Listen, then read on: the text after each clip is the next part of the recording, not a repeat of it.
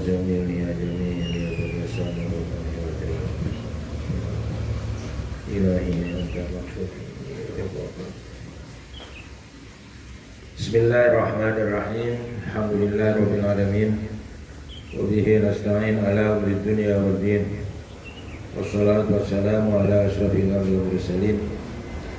Sayyidina Muhammadin wa ala alihi wa sahbihi ajma'in. Amma ba'd. Wa inna asdaqal hadis kitabullah ta'ala wa khairal hadi hadi Rasulullah sallallahu alaihi wasallam. Wa syarrul umuri muhdatsatuha wa kullu muhdatsatin bid'ah wa kullu bid'atin dhalalah wa kullu dhalalatin finnar. Subhanaka la ilma lana illa ma 'allamtana innaka antal alimul hakim. Wa la haula wa la quwwata illa billahil aliyyil azim.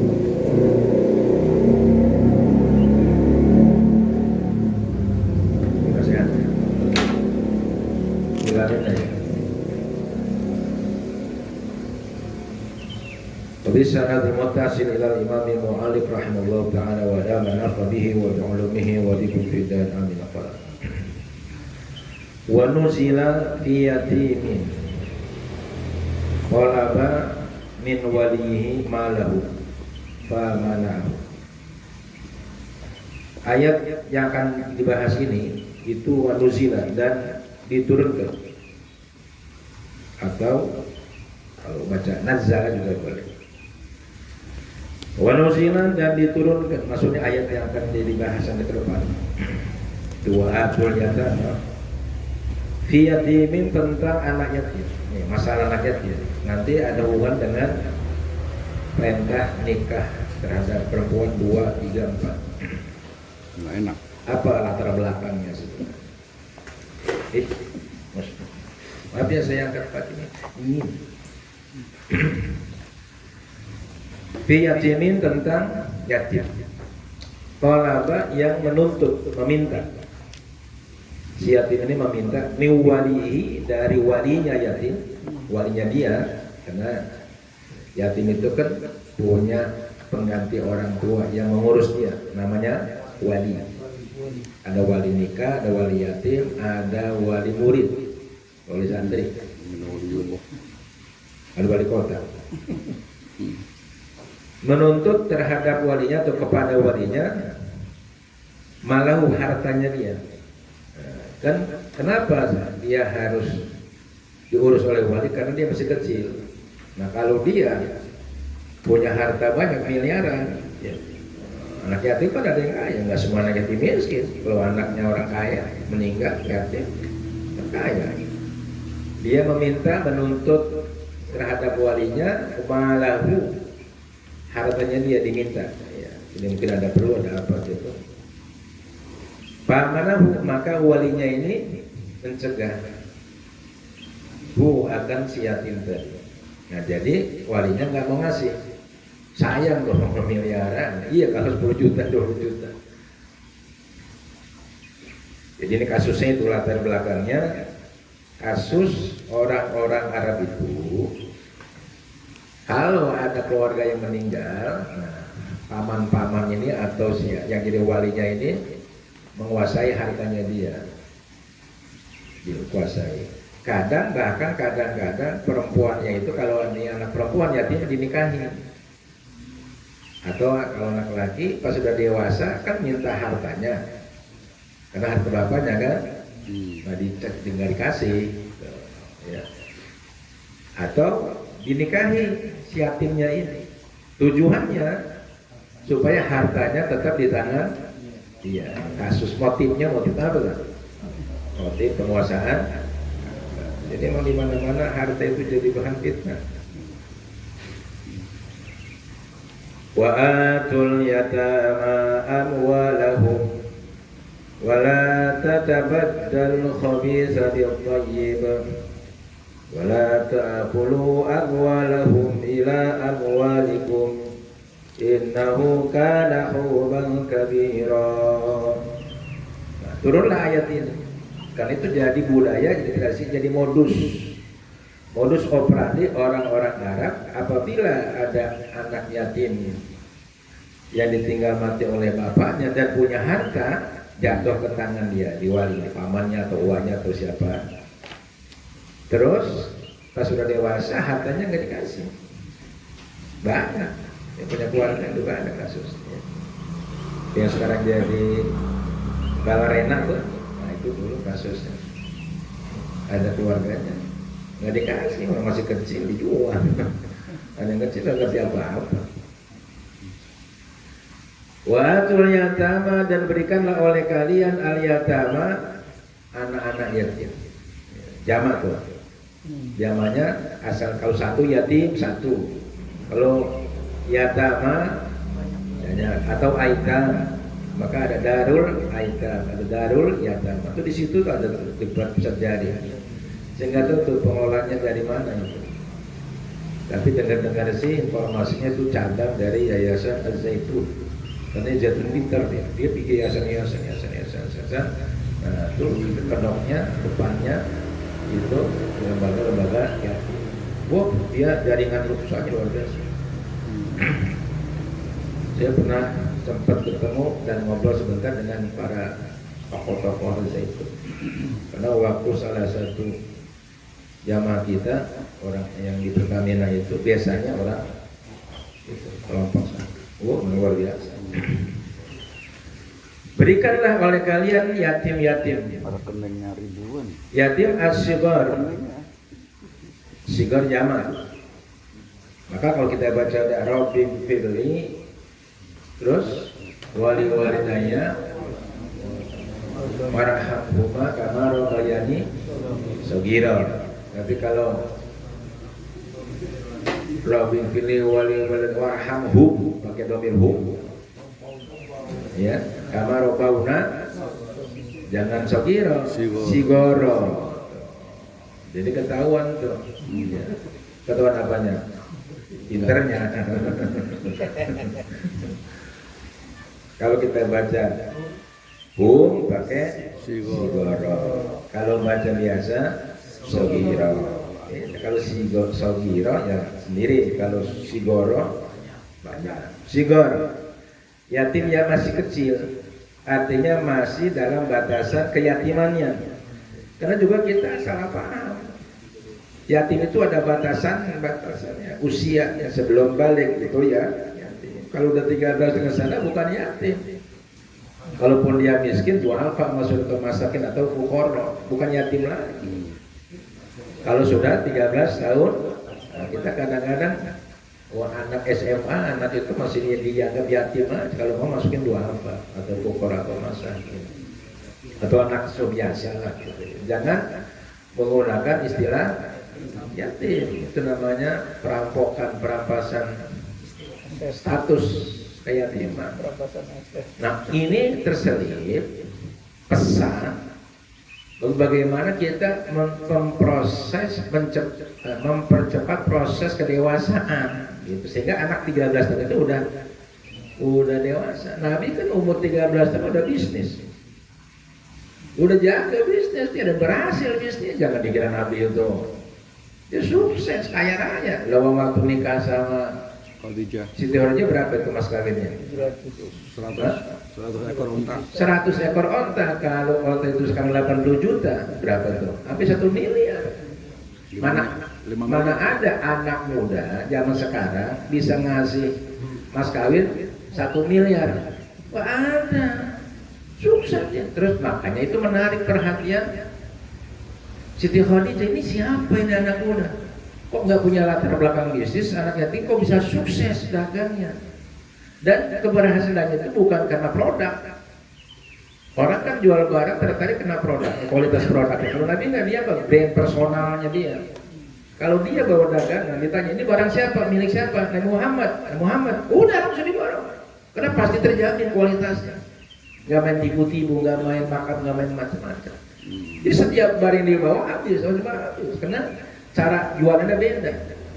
Apa yang menarik? Personalnya, akhlaknya, kesantunannya, kejujurannya, cara pelayanannya itu jago Nabi. Jadi kira keren kaya Nabi itu. Nah akhirnya menarik perhatian Siti. Dilarang nggak mau dibayar mahar 100 onta 800 juta. Ente waktu sih paling 10 gram 20 gram 1 miliar banyaknya.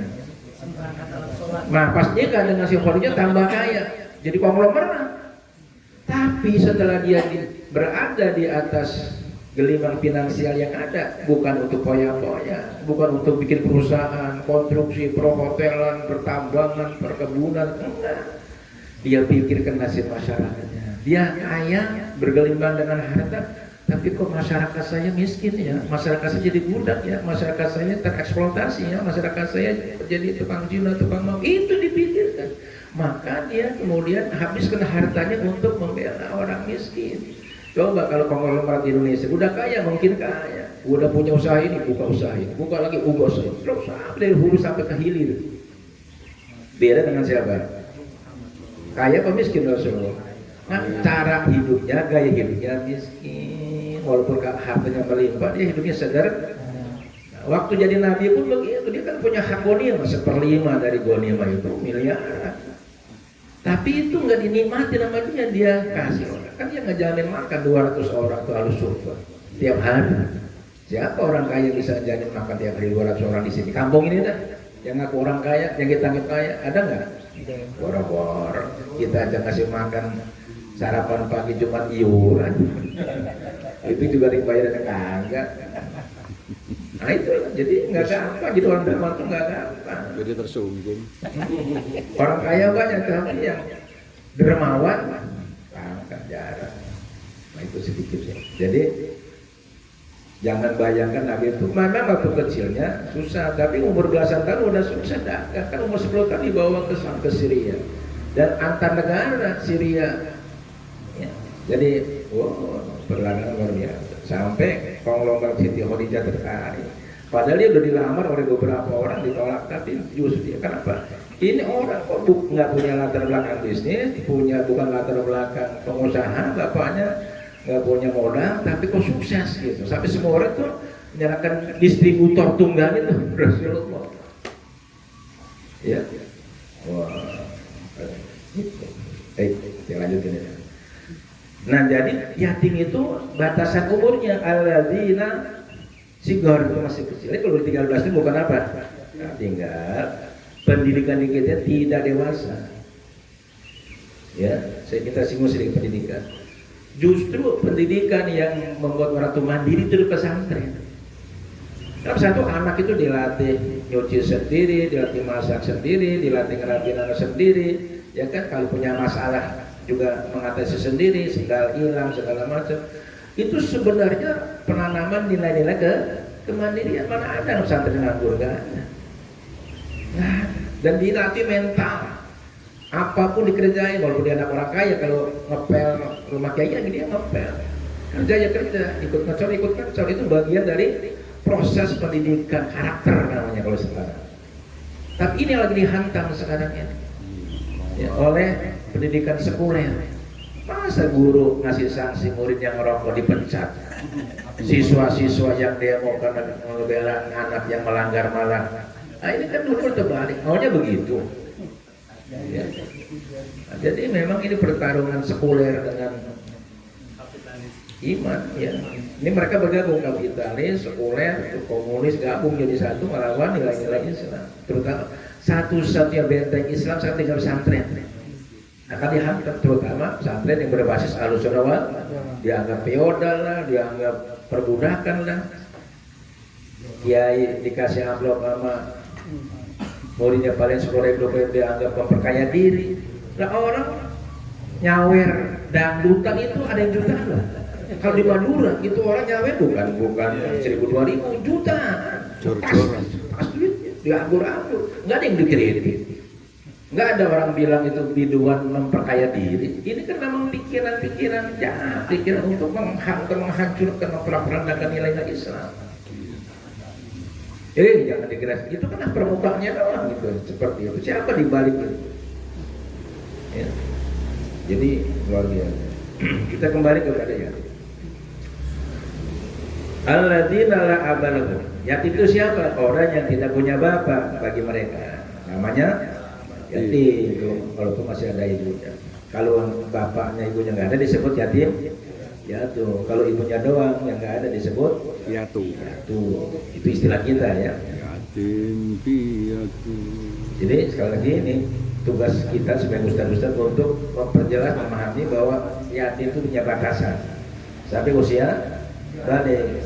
Nah, kalau balik dia harus mandiri. Nah, berarti kita harus melatih anak-anak yatim itu harus mandiri sejak usia balik. Bagaimana dia mandiri? Ya, gitu. Di dalam termasuk dalam pengelolaan keuangannya. Ya.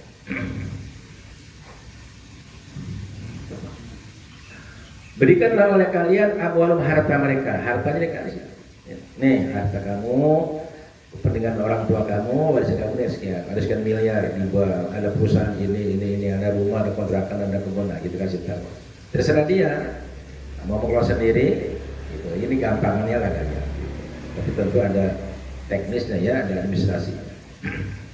Idza balagu, apabila mereka sudah balik. Jadi si walinya ini harus memberitahu. Nah, kalau dia bilang sudah mamang aja yang ngatur, nah, saya belum sanggup kan, ya bilang gitu. Jadi harus dijelaskan, sampaikan. Itu perintah. Larangannya wala tatabadul khabitha bil thayyib. Dan janganlah kalian mengganti al khabith al haram. Istilah al khabith tafsirnya haram. Jangan mengganti sesuatu yang haram. Nah, kalau harta yatim yang apabila anak yatim sudah dewasa kemudian kita tidak serahkan atau kita ikut makan mengambil harta yatim, itu hukumnya apa? Kecuali sekedar yang mimala budalahu ya. Kayak momennya kita ngurusin anak yatim kasih makan, ya kan, pakaian kita ikut makan piring dua piring nggak apa-apa. Yang dimaksud ini kita mengambil. Gak jual kontrakannya, ya, kita ambil uangnya. Bil thayyib dengan yang halal. Jangan harta yang baik yang halal ya, diganti dengan harta yang apa? Haram. Haram. Ya. Sedikit saya mundur dikit. Di antara makhluk Allah yang paling sempurna siapa? Manusia. Ya, manusia. Di mana letak kesempurnaannya? Baik secara fisik, lakon apa? Khalaqal insana biasa. Fisiknya manusia paling sempurna. Tidak ada struktur fisik yang paling sempurna kecuali struktur manusia. Ya, itu silakan dibuktikan. Yang kedua struktur psikologisnya. Nih, manusia itu kan ada insting, naluri, goriza, insting dikasih. Manusia dikasih, hewan pun dikasih. Yang kedua akal, akliyah. Nah, insting tadi manusia dikasih nggak? Kasih. Kasih. Hewan? Kasih. Monyet? Kasih. Terus kedua akal. Manusia dikasih akal nggak? Kasih. Kasih. Panca indera dulu, panca indera. Hawasiyah.